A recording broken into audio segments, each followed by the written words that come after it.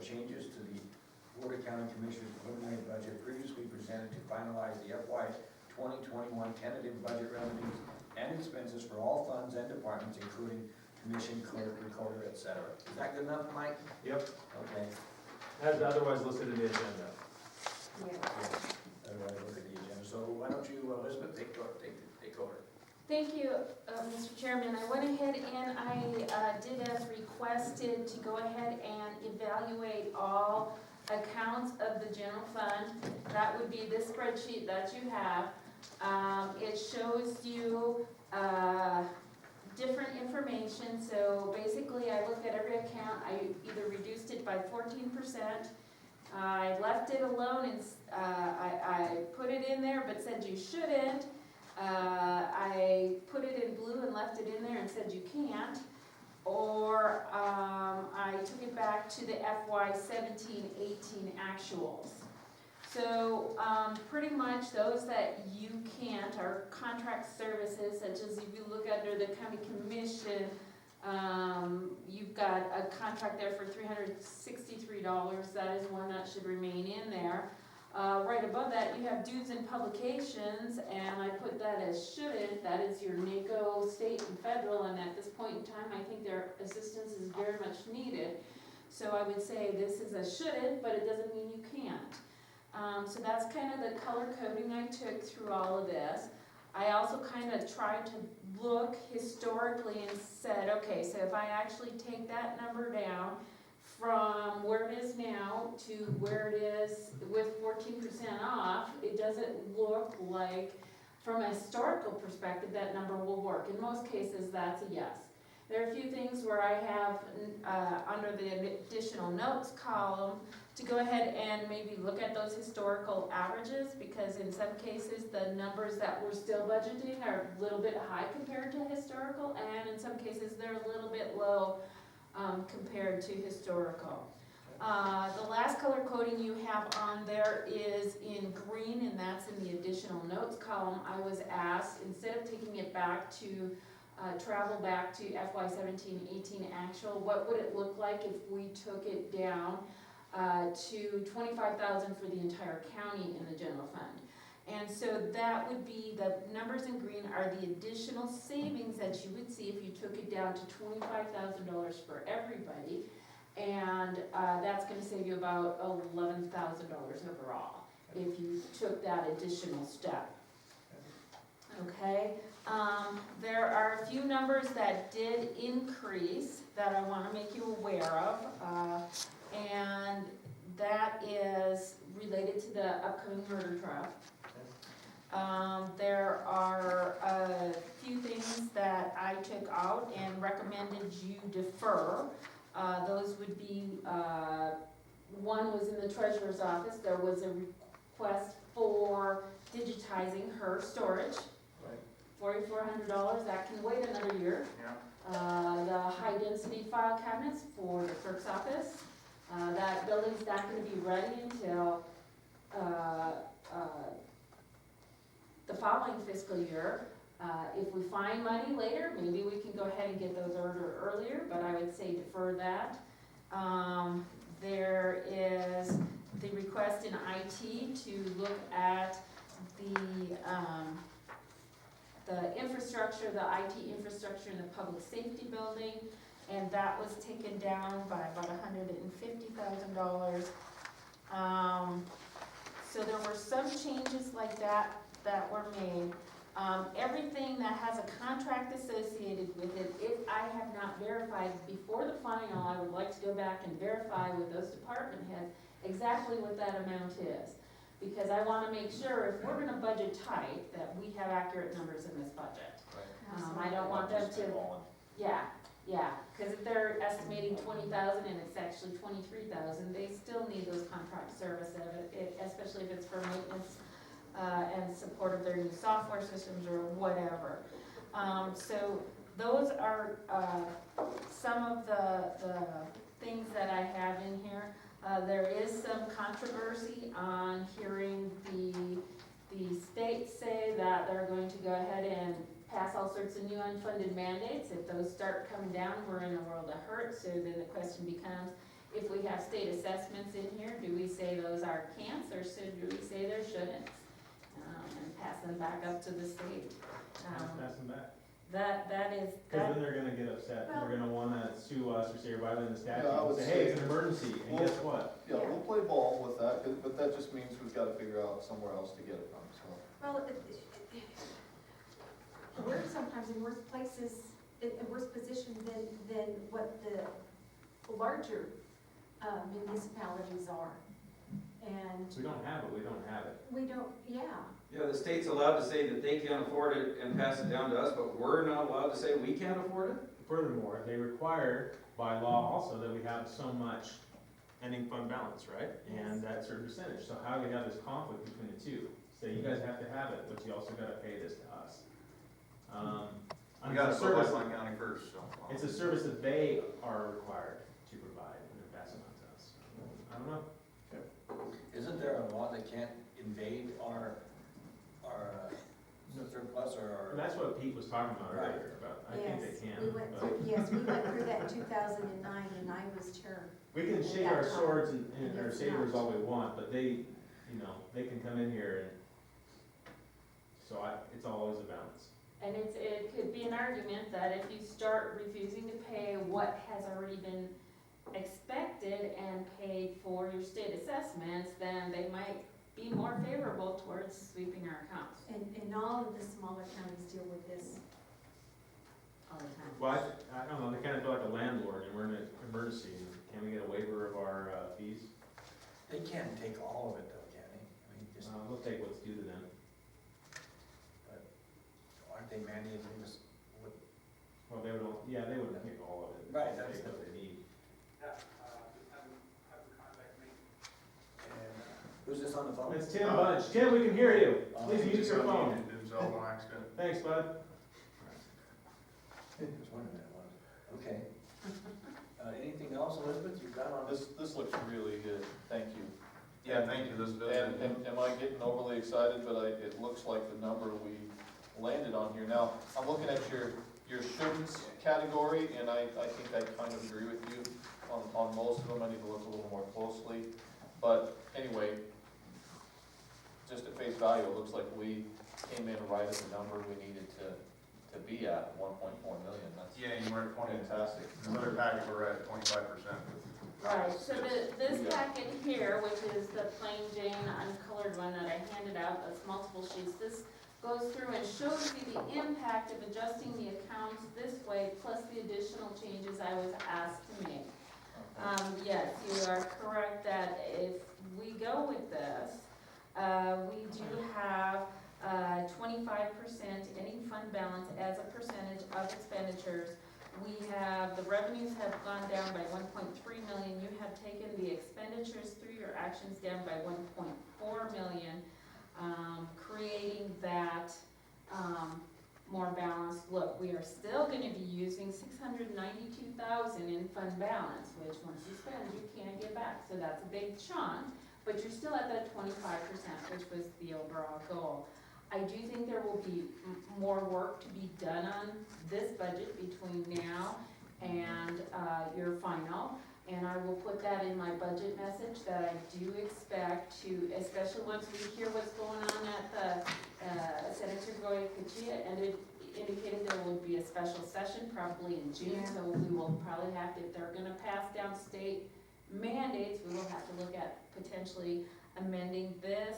And then just looking at some of the different values for revenues. I've been working with a group of fiscal officers throughout the state to further evaluate revenues. They are saying that there are other categories that we should concern ourselves with as far as dropping revenues, including like real property transfer tax may go down. You might see a loss in your state gaming revenues much more extensively, especially if they continue this state of emergency and close all gaming.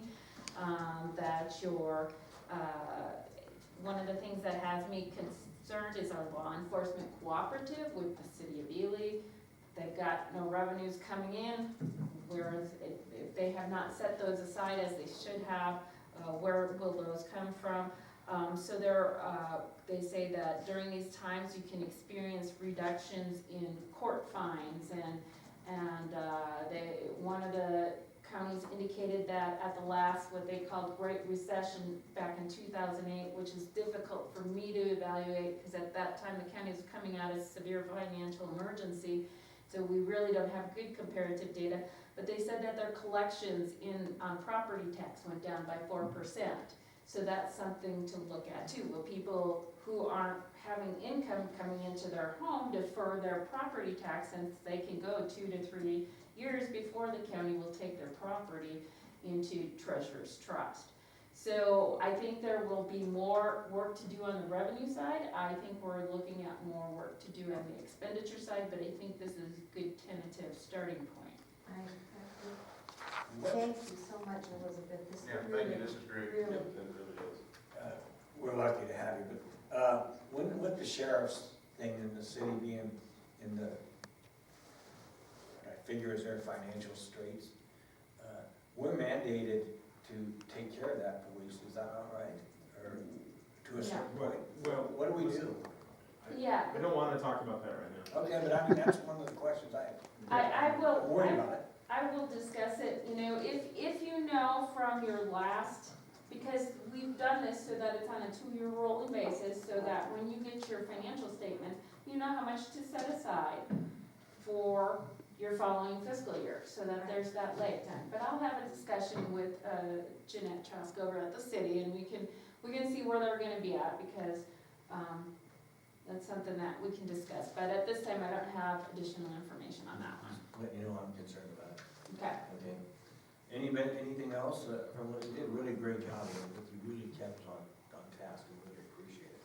Really do. I have one question for Elizabeth. So, I think operations side, we're probably scraping bare bones at this point. So if we need to do, I guess, start looking at layoffs, is that kind of the only next quiver to pull? Well, I think there's a few more things you can do. I mean, you have Main Street in there, you have the horse races in there. These are contributions that you have absolutely no obligation to provide. You can take those out. I reduced them by 14%, we can reduce them by 15%, 50%, we can eliminate them totally. I think there are other things like that that we can look at. But yes, then following up with that would be, I would say, there are, yes, the non-essential services. That's one of the things in talking to the other fiscal officers. Some of them are closing down their county parks, some of them are closing down their libraries. These are non-essential services that can be eliminated in order to save funding, and then you can reopen those later when you have that ability to do so. You can also work with your unions in doing step freezes or payroll backs. These are negotiated items, they take a little bit more, but we would have, depending on how these finances go, and I'm not looking to see any bright future at this point over the next 12 months, that would be something we would be able to do. So, That's it. We got some work to do, but you really helped us. That gives us something to work with and where we can cut it back, so. I feel comfortable We'll with get it this figured out. as it sits and monitor it. For a tentative budget, I think we're in a good Yeah, position, I do too. and then as, there's gonna be a lot more information unfold as we get down to final budget, and we'll be able to make appropriate changes as we roll. there are a few more changes outside of the general fund budget that I will be making. I think for the most part, the special revenue funds are good, except that I do want to adjust your SB 74 fund, because as we adjust the revenues for what we're gonna transfer over there, I have to make that correlated change and make sure that that fund is still balanced, so I'll look at that. I did meet with Bill Calderwood regarding the capital improvements fund. He's recommending that we cut everything back except for the amount that, the $30,000 for the library carpeting. We're trying to get a grant to help pay for portions of that. And then eliminate the courthouse steps completely and go ahead and put in $75,000 to do an entire assessment of the courthouse engineering service, because we want to maintain that building after we move everybody over to the new courthouse. And like Bill and I have talked earlier, you have to start that process now to see what needs to happen to that building to keep it occupied. And then the last thing would just be the carry forward for our owner's representative, the balance of that budget for his ongoing work on that project. Okay, and, other than that, I don't think there's gonna be a whole lot of changes to your special revenue funds. I'll make sure they're all balanced and, in place, and then we can make any adjustments we need to between this point and the, final. I do have advertised for your second commission meeting in May as the official date, 9:15 for the fire district and 9:30 for White Pine County, Lund, Ruth, and McGill, because we have to, when we do the tentative budgets, state in that document the date and time of the public hearing. And so I will advertise as required, and we'll have those on, and I believe it's May 27th, maybe. But it's your second regular meeting in May instead of calling a special meeting. Any more questions on Elizabeth on our tender? Again, I think this entire commission appreciates everything you did to get this put in line, and we're doing the best we can. So I'll look for a motion to approve the changes to the BOCC preliminary budget. Motion to approve. Motion by Lori, Second? second by Travis. Any further discussion? All those in favor? Aye. Opposed? None? Pass unanimous. Now we'll go to page 3, item 2, Board of Public Health. Let's see how we do this. Dr. Deanna's not here. Is he on the phone or? He had to run, he'll be back at 10, so 10 minutes, he said he'll be. Okay, so let's go down to, well, we can't do anything, there's nothing left, so let's just take a 10-minute break. Is that okay? Okay, let's take a 10-minute break. Dr. Deanna will be on at 10. Hey Nicole, I got that straightened out. Yeah. I sent you, Yeah, I have email, I wasn't sure how to type it, I know, but they figured it out, or yeah, you did it? I got it. Oh, good. Don't ask me how, but it, for some reason, Yes. it kept it. You know what I find sometimes is, if I change the browser, like I use Chrome a lot, Yeah. because I prefer it, but sometimes Internet Explorer works better, even though it. What? I know, I hate I it. guess that's it, For really. 90% of the things, it doesn't work well at all, but certain things, certain programs are just programmed with it. Yeah. Nicole, we got a few minutes here. You wanna go over this budget? Yes, I need to use the restroom now. Okay. General obligation debt. Okay, we ready? That is- Dr. Deanna? Yeah, and the approved item. Yes, this is Dr. Bian, reporting live from the war zone. I'm gonna turn the meeting over to you because we're on the Board of Public Health, so it's your, Gotta have public comment first. well, he takes care of all Okay, that. yeah. You take care of that, Dr. Deanna, you're on. All right, thank you, sir. This is the Board of Public Health meeting. We'll open up with a public comment. Can we turn this up just a little bit? Just to be sure that people can hear it.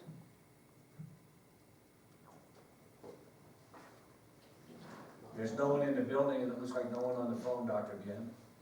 Okay, we'll proceed with item number A, discussion / for possible action to ratify Dr. Bian's order to close county park facilities / playgrounds to public use through April 30th, consistent with the governor's recommendation and current state of emergency to further protect against the spread of COVID-19. Any comments, discussions, questions?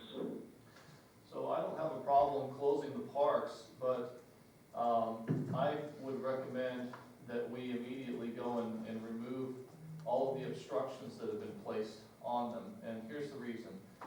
I am totally for doing things that solve the problem and that affect positive change. But bolting plywood over a play structure, I don't know how many of you remember being 10 years old and how many of you would have not said, well, I guess I can't use the playground, some government hack put plywood on it. What would I do? Climb over the plywood and play. So now what we've done is created a dangerous situation for kids in an effort to try and do something good. So I'm fine with officially saying the parks are closed, but I don't think we're helping the situation by creating, dangerous, setups on our play structures. I completely agree.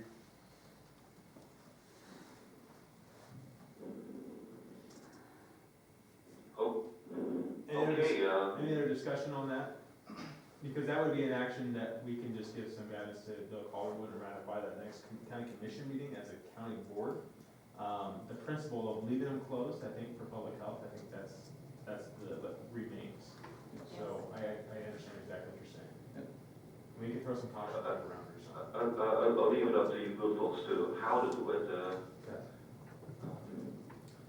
So we just need a motion to ratify that order. So I move, we ratify it, given with the stipulation, we give some direction to the Parks Department to close it off in a safer manner than plywood. Second. all in favor, say aye. Aye? Any opposed? Motion passes. Item number B, discussion / update / recommendations on COVID-19 in White Pine County and State of Nevada. This could be an open forum for our commissioners, and if you have any questions for me or anything I can clarify. Right now, I can tell you that we have 3 confirmed cases. Those are old businesses, so to speak, the same ones from before. The difference is that the first time we did not test the parents because in my books they were positive anyways. But in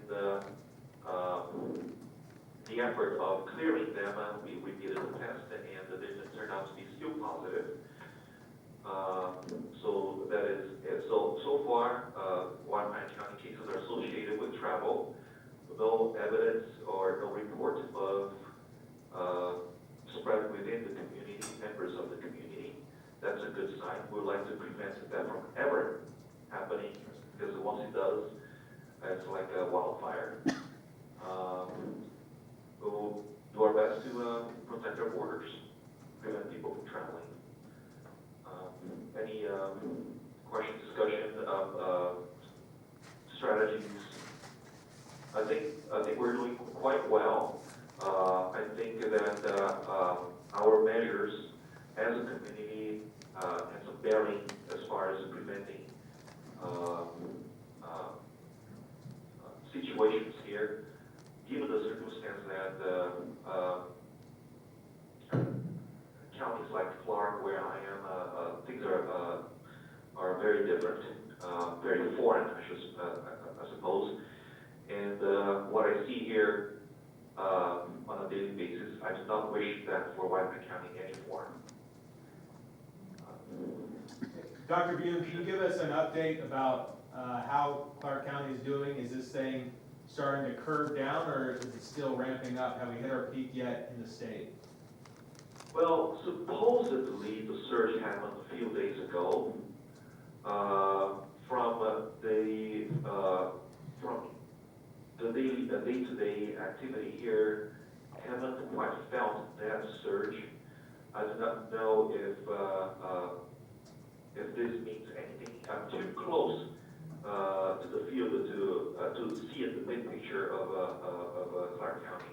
But supposedly that the surge was a few days ago. I do not know if that is still true given the hindsight. But we're still fighting here on a daily basis.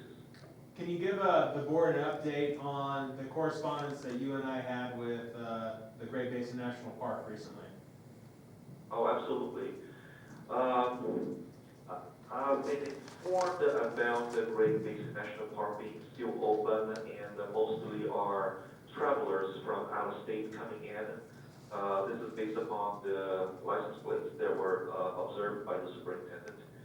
But some people coming from New Jersey, as far as New Jersey, coming in to visit our parks. The website of Great Basin National Park indicates that it is closed, but apparently not based on reports. So I made a request for the leadership of the park to formally close it down, because they did have a few scares, and they don't want to go through that again. So I did make a strong recommendation to the leadership to go ahead and close down the park, and the end result is they did that this past Monday. Good. Yeah, Wow. we were communicating with the superintendent and with, he was 90% out-of-staters coming in, and when they come into, they're stopping the border in, they're using our gas stations, our hotel. I mean, we want that business, but we also don't necessarily want that business during this specific, we don't wanna be that attractive nuisance, that swimming pool next to the kindergarten school right now. But I think that we will readdress it at the end of this month, because we do, especially if we do wanna start opening up and bringing people into our hotels and businesses. But that was a higher risk population. If they were Nevadans, it wouldn't have been probably as priority as this situation was. So that was your update on that. I had another question, Dr. Newman, I don't remember what it was. I have one. Dr. Bean, if our cases stay relatively confined like they are now, would you support soft opening, limited opening of these businesses that have been shut so far as they, maintain best practices, social distancing, limited seating, et cetera? So, In the 2 weeks, Like May 1st. May 1st.